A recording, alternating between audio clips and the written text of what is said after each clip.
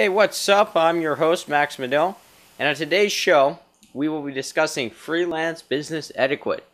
So, why exactly is this important, you might ask? Well, I feel, and I'm sure a lot of other people in various professions would feel, that having a good professional etiquette when you're on a site, a job site, or when you're on a film set is crucial to building a respectable relationship with your customer. So some of the key things in freelance videography are obviously when you get there to introduce yourself to the client. You know, don't wander around and stuff like that. It's just try to find someone who, if you're doing a wedding videography, if you're not going to try to find the bride or the groom because they're probably busy, find the person who looks like they're in charge of the wedding. Introduce yourself, introduce your team. If you're working with an assistant, bring him along and introduce yourself to them, because often in the time of a wedding, a bride and groom will often be busy preparing and stuff like that when you arrive at the ceremony. Or if you're doing something for a commercial, get there, introduce yourself, and basically that's what their plan is. Even though the customer is going to be the one driving the idea, you're going to be the one setting everything up. So you got to make sure that you're essentially in charge. You're going to be directing people and telling them what to do, how to do it, where to do it. So it's kind of like you just show up and you have to know what you're doing, and you have to demand a stage presence when you are at freelance, when you're doing freelance work. So it is very important that you do command the presence, because people are ultimately going to look up to you, and you're ultimately going to decide the fate of this video and how it's going to turn out.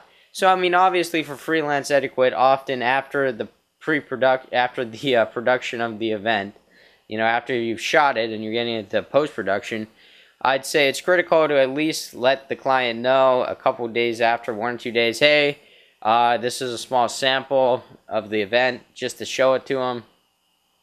Make them know that, they're in good hands with you editing the footage. So I'd say a day or two after the event, such as a wedding, email them, the clients, and let them know, hey, this is a small sample of what I have so far. The footage looks good, and I'm excited to finish working on it. That way the client doesn't have to worry about them not even responding to you or how they're going to respond to you. I'd always email them, within 2 to 3 days, every 2 to 3 days, to let them know how the video is turning out.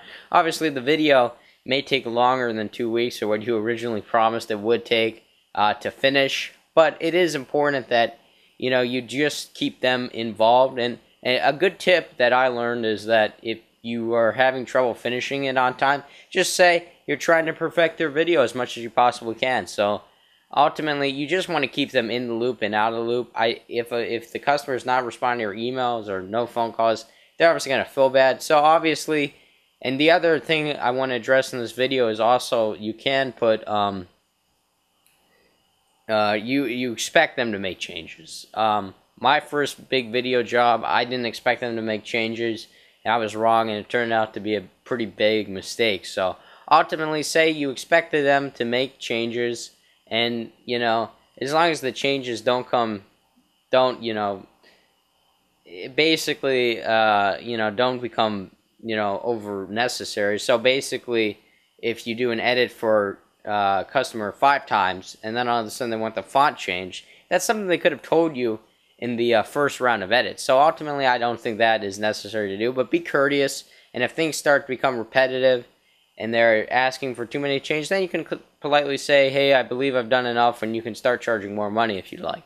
So ultimately, I mean, the business client, the business freelance, the business and freelance videography is a tough one, and it's very vital that you have an important client relationship with your customer.